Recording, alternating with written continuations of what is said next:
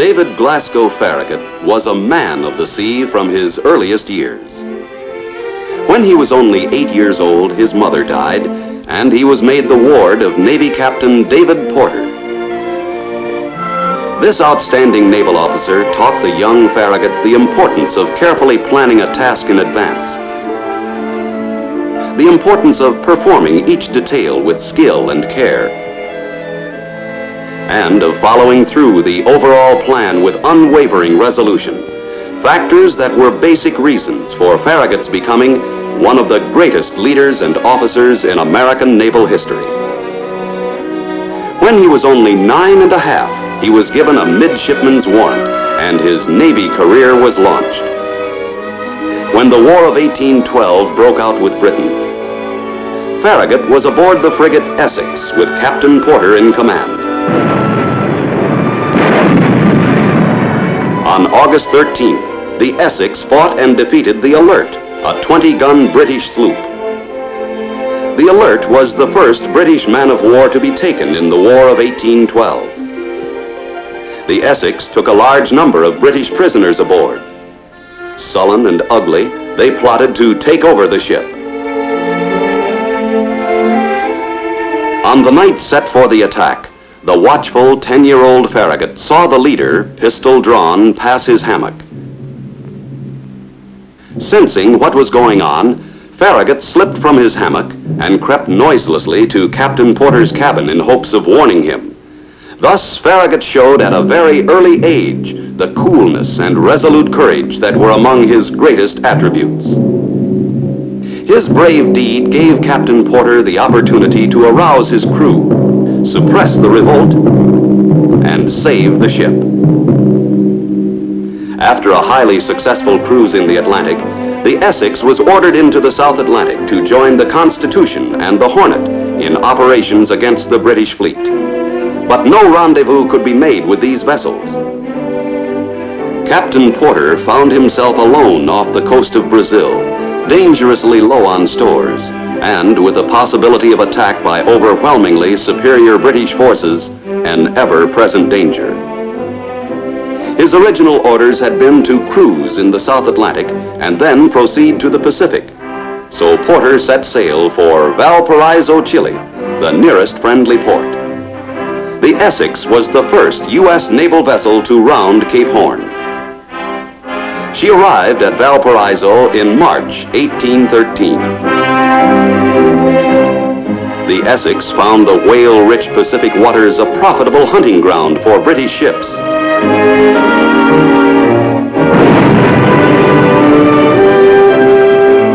The Essex proceeded to capture over half the entire English whaling fleet. Captain Porter's prizes were so numerous that the 11-year-old Farragut was put in charge of a captured whaler, the Barclay. In his first experience at command, Farragut handled himself with great ability and safely sailed his prize to Valparaiso and then rejoined the Essex. The British eventually caught up with the Essex. The Essex found herself in a hopeless battle with two big British men of war, the Cherub and the Phoebe.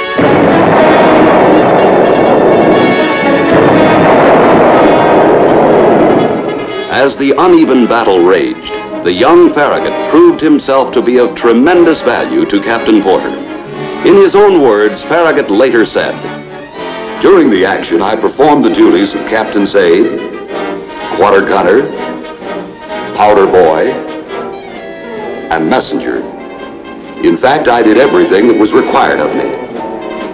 Although he was but 12, Farragut had learned so much in his few years at sea that he was more valuable to Captain Porter than many adult members of the crew. He contributed much to the excellent account of herself given by the outclassed Essex in her last battle.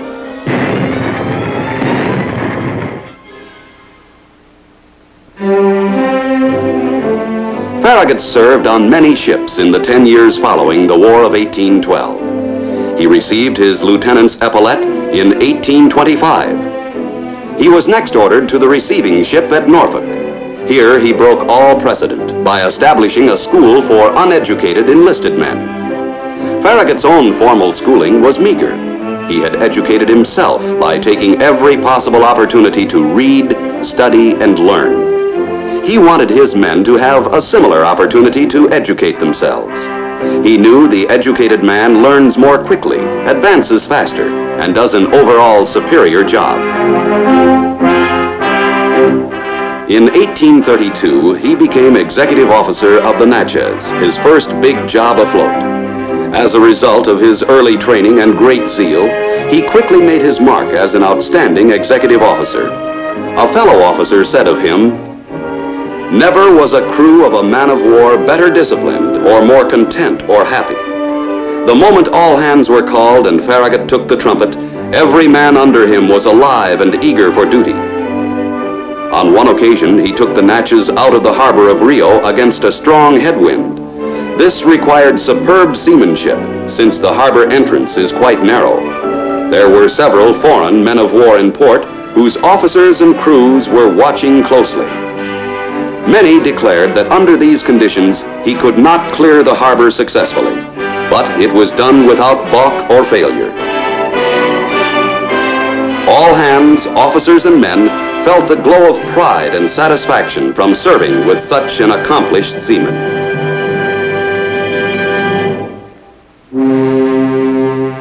Farragut was appointed to the rank of commander in 1841.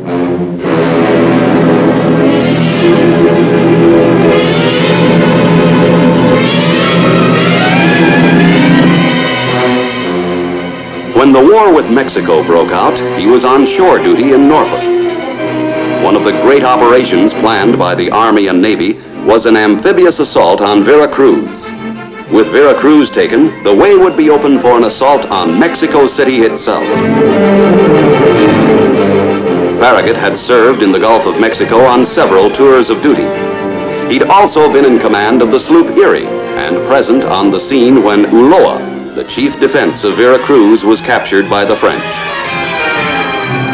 He was in the castle a few minutes after its surrender and made a most careful study of the fort and its defenses. With the foresight of a dedicated officer, he felt such information might well be valuable to the United States Navy at some time in the future.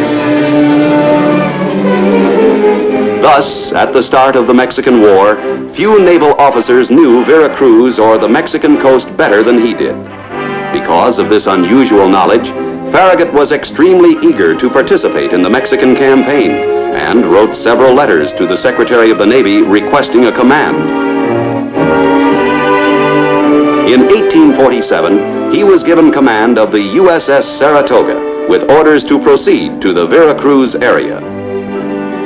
Because of a shortage of enlisted men, he was forced to sail for Mexico with his crew 10% short and largely untrained.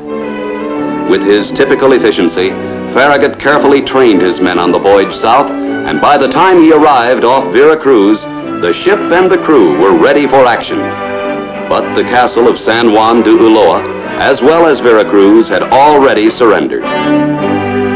Soon after this, the disappointed Farragut was given the monotonous duty of blockading the coast. This was his uninspiring task until the war ended.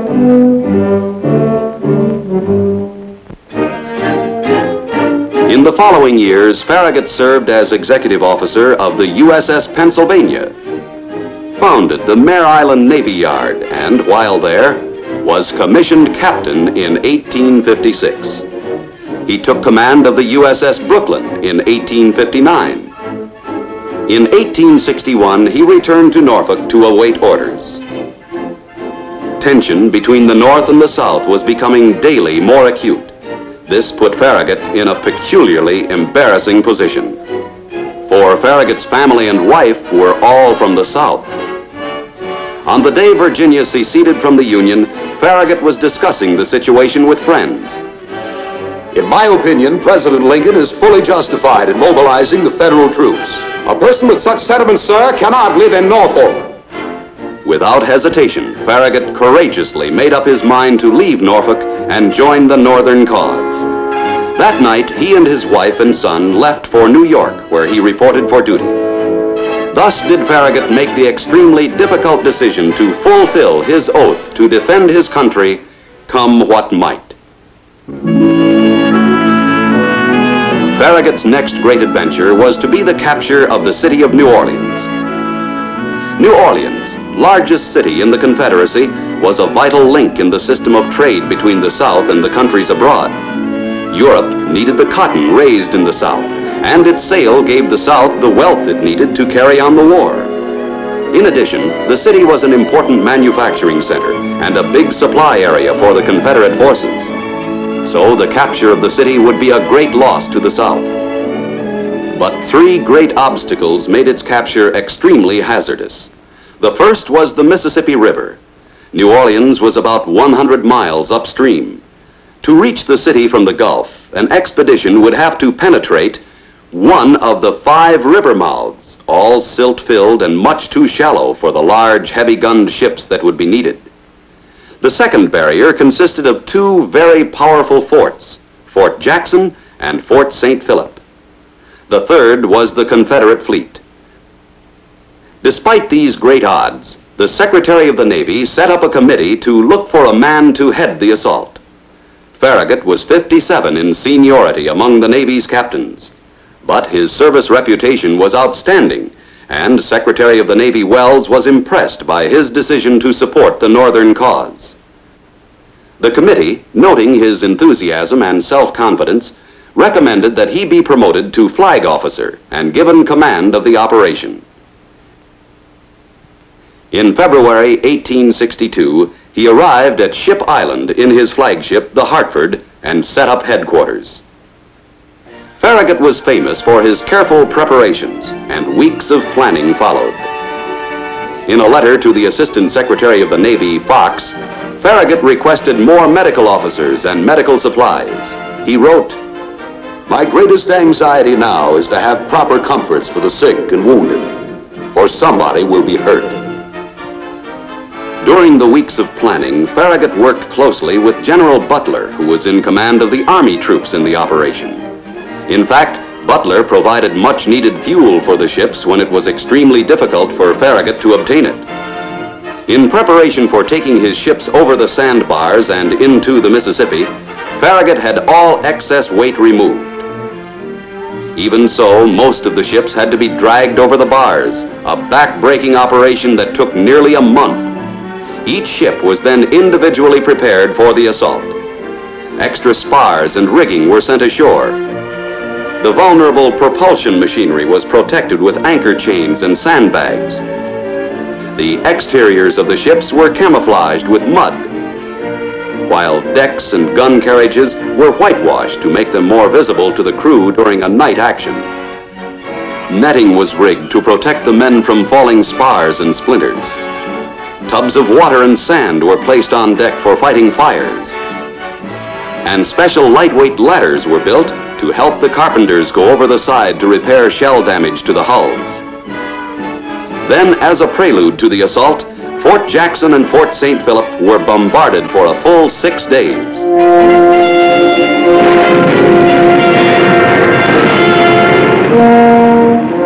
At 2 a.m. on April 24, 1862, Farragut hoisted 2 red lights in his flagship, Hartford. The bold plan to fight past the forts and capture New Orleans was underway. The ships were in 3 divisions, with the center division led by the Hartford. Despite the early bombardment, the fire from the forts was very heavy.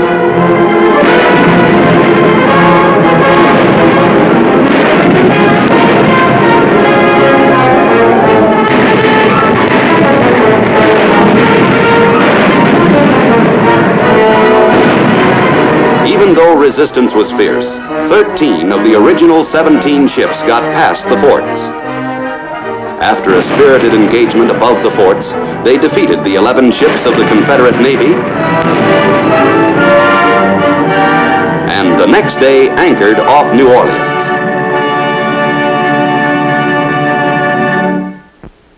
During the next 2 years, Farragut participated in the campaign against Vicksburg, but his main effort was blockading the South's remaining Gulf Coast ports. During this period, he had been made a Rear Admiral, the first officer in the U.S. Navy to hold this newly created rank. He paid special attention to the Mobile Bay blockade. The fall of New Orleans had made Mobile the major cotton exporting city of the Gulf Coast. From it, fast blockade runners were getting out important quantities of cotton despite the northern blockade. Because of its strategic location and its importance to the blockade runners, the South had armed it to the teeth. Its fall would be of great significance in the overall strategy of the war. Two very powerful forts guarded the entrance to Mobile Bay and made the passage of attacking ships extremely hazardous. The narrow channel past the forts was also guarded by 200 torpedoes, or mines as we would call them today. The mines were placed so that any ships passing through the channel had to move within very close range of Fort Morgan, the larger of the two forts. In addition, a powerful ironclad, the Tennessee, patrolled Mobile Bay with 3 other ships. Nevertheless, Farragut intended to take his available forces and capture Mobile Bay. Farragut's plan for the assault was threefold. Troops were to land to the rear of the forts, with naval forces furnishing fire support for the assault. The 4 monitors were to enter the channel first, pass close to Fort Morgan, and thereby attract most of its fire. 7 pairs of wooden warships, lashed together, would make the run past the forts during daylight. The larger ships would shield the smaller ones from the fire from Fort Morgan. When the ships entered the bay, the monitors were to engage the Tennessee. In his usual thorough manner, Farragut ordered the ships stripped for action, camouflaged, and made ready as they had been at New Orleans. After weeks of preparation, Farragut gave the order to start the assault on August 5th, 1864. Farragut climbed into the rigging of the Hartford to get a better view of the operation. The ships entered the channel in 2 columns as planned. Difficulties developed almost immediately. As the fleet neared the narrow channel under Fort Morgan, the enemy ironclad Tennessee moved into a position to attack. The leading Union monitor, Tecumseh, somewhat in advance of the column of wooden ships, hit a mine and sank almost immediately. Farragut ordered a gunboat to lower a boat and pick up survivors. At this point, the Brooklyn, the leading vessel in the column of heavies, fearful of entering the minefield, reversed its engines and stopped. The captain of the Brooklyn shouted a warning about the mines to Farragut. Farragut realized that the situation was critical and could quickly become disastrous unless he acted. The Brooklyn was still motionless, and there was the imminent danger of the ships astern in the narrow passage being forced to stop, drifting into each other and becoming perfect targets for the defending gunners. It seemed almost impossible for the Hartford to lead the column past the Brooklyn. The tactical situation was such that Farragut was faced with but 2 alternatives. The first was to lead the column of heavies through the treacherous torpedo field, for his monitors were already in the regular channel. The second was to retreat. Farragut had to decide in seconds whether to proceed or attempt to reverse course and withdraw from Mobile Bay, making the operation a complete failure. Later he said, It was the supreme moment of my life. Farragut made a split-second prayer for divine guidance. An inner voice seemed to reply, "Go on." Thus, amidst the smoke and flame of battle on that desperate August day, came the ringing words of one of the bravest orders in military history. Damn the torpedoes! Full speed ahead! Once underway, the column of ships straightened out in a disciplined manner. Farragut took his ships down the port side of the immobile Brooklyn and through the torpedo field. He reasoned that his own ship would explode many of these mines and others would be defective. Thus, enough ships would get through to dominate Mobile Bay. The plan worked. No more ships were lost and the column steamed triumphantly into the bay. One major threat remained, the ironclad Tennessee. The Tennessee had rifled guns that were of greater range than any guns in Farragut's force. Tactically, the Tennessee, under the protection of Fort Morgan's guns, should have engaged Farragut's ships at a distance. Instead, it attacked head-on.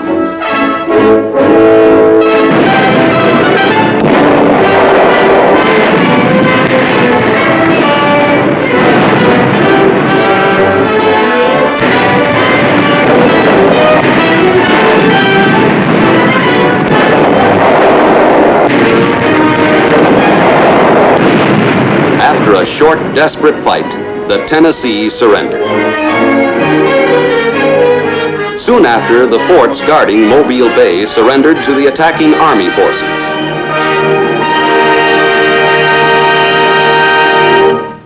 Mobile Bay capped Farragut's naval career.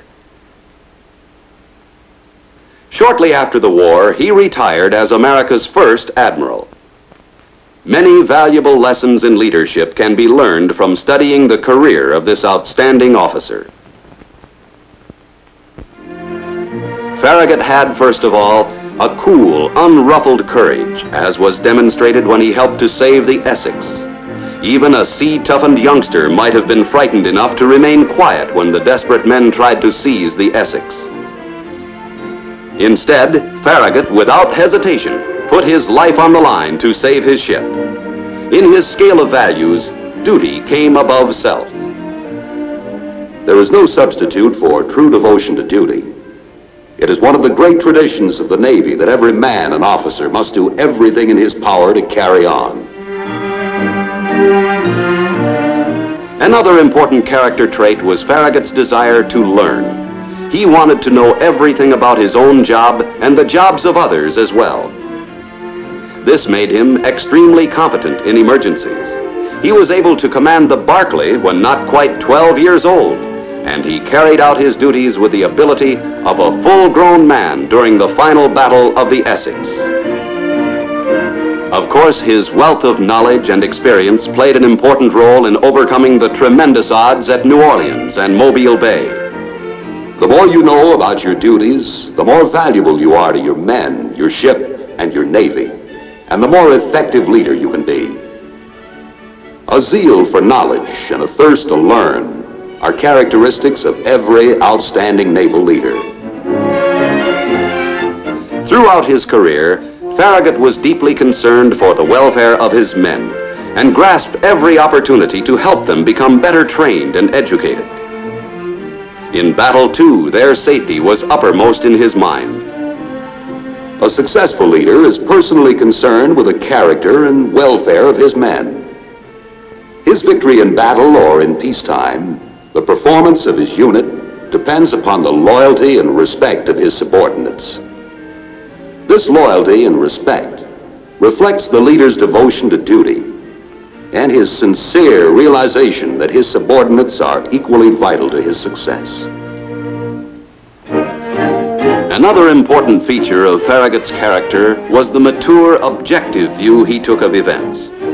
For example, he had every reason to be deeply disappointed at his minor role in the Mexican War, considering how much he knew about the Mexican coast and its defenses, and how laboriously the knowledge had been gained. But he accepted his assignment to blockade duty with quiet patience and full understanding of the necessity of the mission. The leader with self-confidence in his ability does not have to be continually in the thick of things.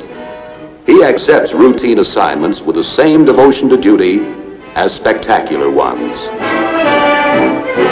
No naval leader had a greater sense of personal responsibility than Farragut. This helped him in making many crucial decisions.